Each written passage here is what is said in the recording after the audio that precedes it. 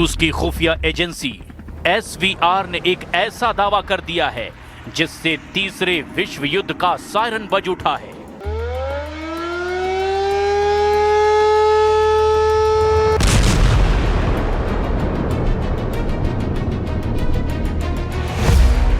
क्या यूक्रेन परमाणु बम बनाने जा रहा है?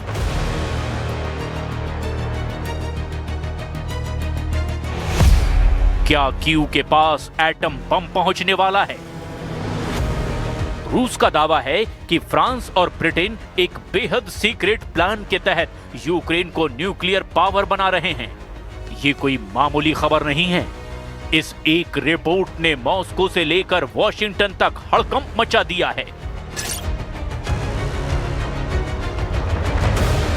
रूस की SVR की रिपोर्ट में दावा किया गया कि लंदन और पेरिस यूक्रेन को यूरोपीय इक्विपमेंट और टेक सप्लाई कर रहे हैं ताकि वो सीक्रेट तरीके से न्यूक्लियर वेपन या फिर एक डर्टी बम तैयार कर सके। Вот уже в СМИ пошло, наверное, и их попытки или намерение использовать даже какой-то ядерный компонент. Понимают, наверное, чем это может закончиться. पुतिन ने आगाह कर दिया है, वो मीडिया रिपोर्ट का हवाला दे रहे हैं, लेकिन रूस की मीडिया रशियन इंटेलिजेंस के हवाले से ये दावा कर रही है कि पेरिस या लंदन के रास्ते कीव तक न्यूक्लियर हथियार पहुंच सकते हैं। और इस खबर ने क्रेमलिन के साथ साथ युद्ध को और ज्यादा भड़का दिया है।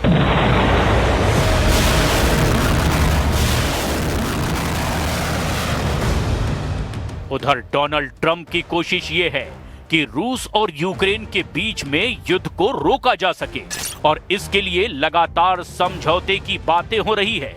लेकिन जिस तरह की खबरें आ रही है कि यूक्रेन को परमाणु बम मिल सकता है या फिर एक डर्टी बम मिल सकता है, तो इससे पुतिन की त्योरियां और ज्यादा चढ़ गई हैं।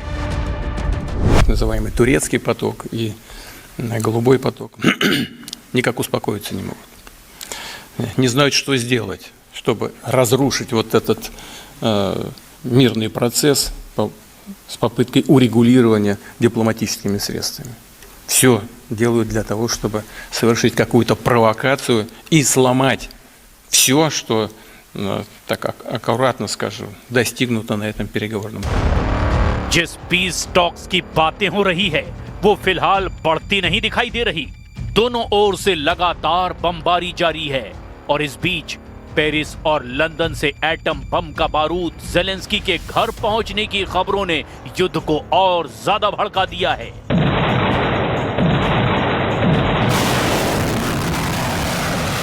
अगर न्यूक्लियर बम नहीं तो डर्टी बम कीव को मिल सकता है।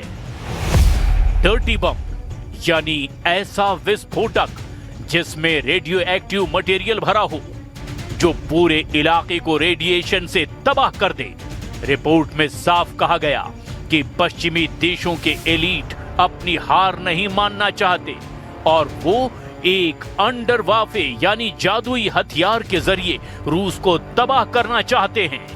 सबसे चौंकाने वाली बात यह है कि इस दावे में फ्रांसीसी TN-75 मिनिएचर वॉरहेड का जिक्र किया गया है, जिसे मूल रूप से M51.1 submarine launch ballistic missile यानी कि SLBM के लिए डिजाइन किया गया था।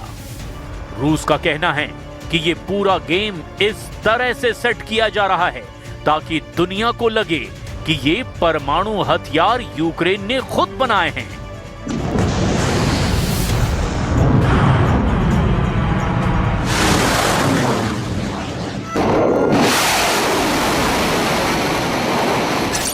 युद्ध के दौरान लड़ाई इंफॉर्मेशन से भी होती है। रूस और यूक्रेन युद्ध में ऐसे फॉल्स फ्लैग या इंफॉर्मेशन वॉरफेयर का सहारा लिया जा रहा है। तो आखिर सच क्या है? क्या रूस के दावे सही हैं या फिर रूस का कोई नया और खौफनाक प्रोपेगेंडा? लंदन का कहना है कि ये सब बेतुकी बातें हैं। प्रवाडा.com के मुताबिक यूके के PM केर स्टारमर के प्रवक्ता ने रूस के इस दावे को सिरे से खारिज कर दिया। उन्होंने कहा, ये व्लादिमीर पुतिन की यूक्रेन में अपने घिनौने कामों से ध्यान हटाने की साफ कोशिश है। इसमें कोई सच्चाई नहीं। हम एक सही और हमेशा रहने वाली शांति के लिए अपनी कोशिशें जारी रखेंगे। इससे ठीक पहले केर स्टारमर ने अपनी कैबिनेट की बैठक में यह साफ कहा था कि जितना भी वक्त लगे यूनाइटेड किंगडम यूक्रेन के साथ खड़ा है, क्योंकि ये उसकी अकेले की जंग नहीं है। Volodymyr Zelensky has shown willing, he's taken the lead. It is Putin who is standing in the way, and that's why we must always double down on our support for Ukraine. That means capability, it means resource, it means more sanctions, and today I'm pleased that we're announcing the biggest package since 2022 in terms of sanctions package. That's 300 energy companies, Russian energy companies that are being targeted. लेकिन कूटनीति और युद्ध के इस game में बिना आग के धुआं नहीं उठता। इस दावे के पीछे एक ऐसा इतिहास है जो यूक्रेन के सीने में आज भी एक नासूर बनकर चुभता है। इस दर्दनाक इतिहास को समझने के लिए हमें आज से 3 दशक पीछे जाना होगा। साल 1991 सोवियत संघ का पतन हो चुका था। उस वक्त यूक्रेन के पास लगभग 1900 स्ट्रेटेजिक न्यूक्लियर वॉरहेड और 2500 से ज्यादा टैक्टिकल परमाणु हथियार थे। जी हां, आप बिल्कुल सही सुन रहे हैं।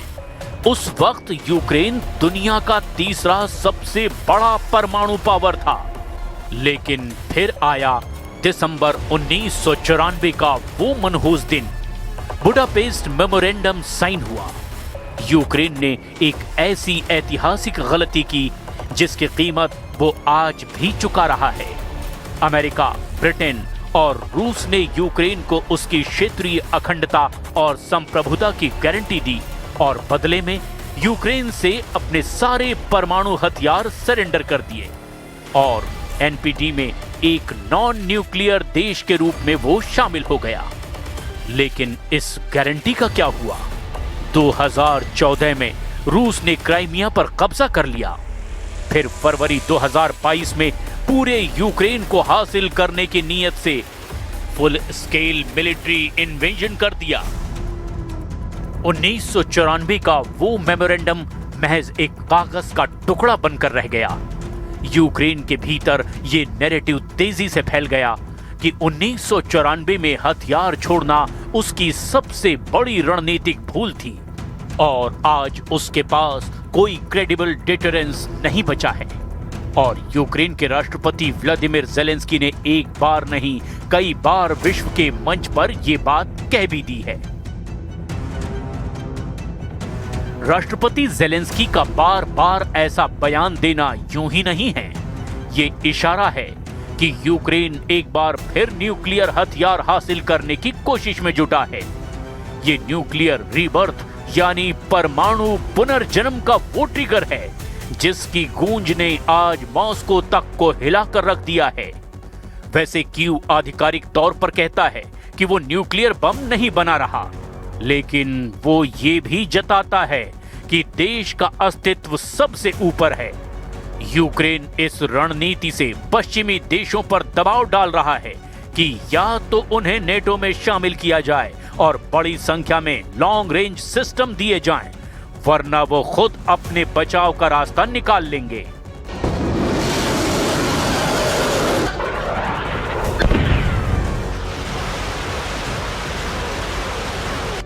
जाहिर है पश्चिमी मुल्क चाहते हैं कि ये युद्ध जल्दी से जल्दी खत्म हो जाए और यूक्रेन इसके लिए अपनी सुरक्षा की गारंटी चाहता है। यूक्रेन को नेटो में शामिल करने का मतलब रूस से सीधे जंग को दावत देना। लिहाजा ऐसा अनुमान लगाया जा रहा है कि रूस को पीछे धकेलने के लिए पेरिस और लंदन कीव को वो तकनीक मुहैया करा सकते हैं जिससे वो एक बार फिर परमाणु बम बनाने की क्षमता हासिल कर सके। Не получается нанести России стратегическое поражение. Никак не получается. А так хочется. Жить без этого не могут. Или полагают, что не могут. Обязательно нужно нанести поражение России. Но вот ищут любой способ, любой, хоть что-нибудь, сами себя доведут до какой-то крайней черты, потом пожалеют. जाहिर है पुतिन यही कहना चाह रहे हैं। रूस को पीछे धकेलने के लिए नेटो में शामिल देश किसी भी हद तक जा सकते हैं। अब सबसे बड़ा सवाल, क्या 2026 में यूक्रेन के पास परमाणु बम बनाने की तकनीकी क्षमता है? आइए इस सच का भी पर्दाफाश करते हैं। यूक्रेन का सिविल न्यूक्लियर सेक्टर बेहद एडवांस और ताकतवर है, जिसे एनर्जोएटम मैनेज करता है। यूक्रेन के पास 4 अलग अलग साइट्स पर कुल 15 न्यूक्लियर रिएक्टर मौजूद हैं। इनमें खमेलनित्स्की, रिवने, साउथ यूक्रेन और रूस के कब्जे वाला जापोरेजिया न्यूक्लियर पावर प्लांट भी शामिल है। ये रिएक्टर मुख्य रूप से रूसी डिजाइन वाले VVER 1000 और VVER 440 मॉडल के हैं, जो लो एनरिच्ड यूरेनियम पर काम करते हैं। ये रिएक्टर सीधे तौर पर हथियार बनाने वाले प्लूटोनियम के लिए डिजाइन किए गए हैं, लेकिन इनके स्पेंट फ्यूल में भारी मात्रा में रिएक्टर ग्रेड प्लूटोनियम मौजूद होता है। हथियार बनाने के लिए सबसे बड़ी तकनीकी बाधा एक लार्ज स्केल रिप्रोसेसिंग फैसिलिटी का न होना है, जो स्पेंट फ्यूल को प्लूटोनियम से अलग कर सके। युद्ध के माहौल में एक विशाल यूरेनियम एनरिचमेंट प्लांट बनाना बहुत मुश्किल है, लगभग नामुमकिन, क्योंकि इसके लिए भारी बिजली की जरूरत होती है और रूसी मिसाइलें इसे आसानी से टारगेट कर सकती हैं। लेकिन प्लूटोनियम रिप्रोसेसिंग प्लांट को अंडरग्राउंड छुपाया जा सकता है, जैसे सोवियत युग के object S technical nuclear storage sites में। हालांकि international atomic energy agency IAEA के अधिकारी लगातार यूक्रेन के साइट्स पर मौजूद हैं और उनका कहना है कि कोई भी रेडियो एक्टिव मटेरियल यहां से गायब नहीं हुआ है। जापोरेजिया की हालत तो और भी खौफनाक है। 6 रिएक्टर वाला ये प्लांट कोल्ड शटडाउन में है और रूसी फौजों के कब्जे में है। 20 नवंबर 2025 को IAEA बोर्ड ऑफ गवर्नर्स में यूरोपियन यूनियन ने एक कड़ा बयान दिया था।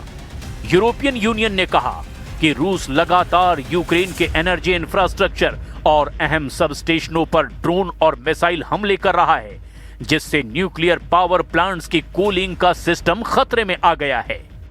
लेकिन अगर यूक्रेन के पास एटम बम नहीं है, तो पुतिन इतने घबराए हुए क्यों हैं? यूक्रेन की सप्सान या Hrim 2 short range ballistic missile SRBM अब प्रोटोटाइप से निकलकर 2025 में एक्टिव कॉम्बैट का हिस्सा बन चुकी है। इसकी मारक क्षमता 300 से 500 किलोमीटर तक है और ये मैक 5.2 की भयानक स्पीड से टारगेट को नेस्तनाबूद करती है। ये 480 किलोग्राम का वॉरहेड ले जाने में सक्षम है और इसकी टर्मिनल मैन्यूवरेबिलिटी इसे रूसी एयर डिफेंस को चकमा देने में माहिर बनाती है। लेकिन असली खौफ का नाम है फ्लेमिंगो। 2025 के आखिर में यूक्रेन ने इस heavy long range cruise missile का खुलासा किया, जिसकी रेंज 3000 किलोमीटर बताई गई। सोचिए, 3000 किलोमीटर! यह मिसाइल टर्बोजेट इंजन और लॉन्ग रेंज प्रिसिजन से लैस है। इसके साथ ही यूक्रेन ने अपनी एंटी शिप मिसाइल को अपग्रेड करके long Neptune land attack missile बना दिया है, जिसकी रेंज 1000 किलोमीटर तक पहुंच गई है। पेक्लो जैसे हाइब्रिड लॉन्ग रेंज ड्रोन भी यूक्रेन के जखीरे में शामिल हैं।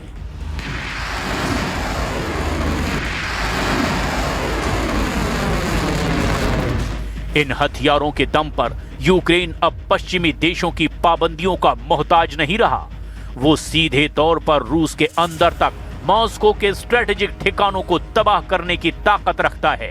डेनमार्क जैसे देशों की मदद से फ्यूल कंपोनेंट्स बनाकर यूक्रेन ने अपने मिसाइल इंफ्रास्ट्रक्चर को युद्ध के बीच भी जिंदा और ज्यादा आक्रामक रखा है।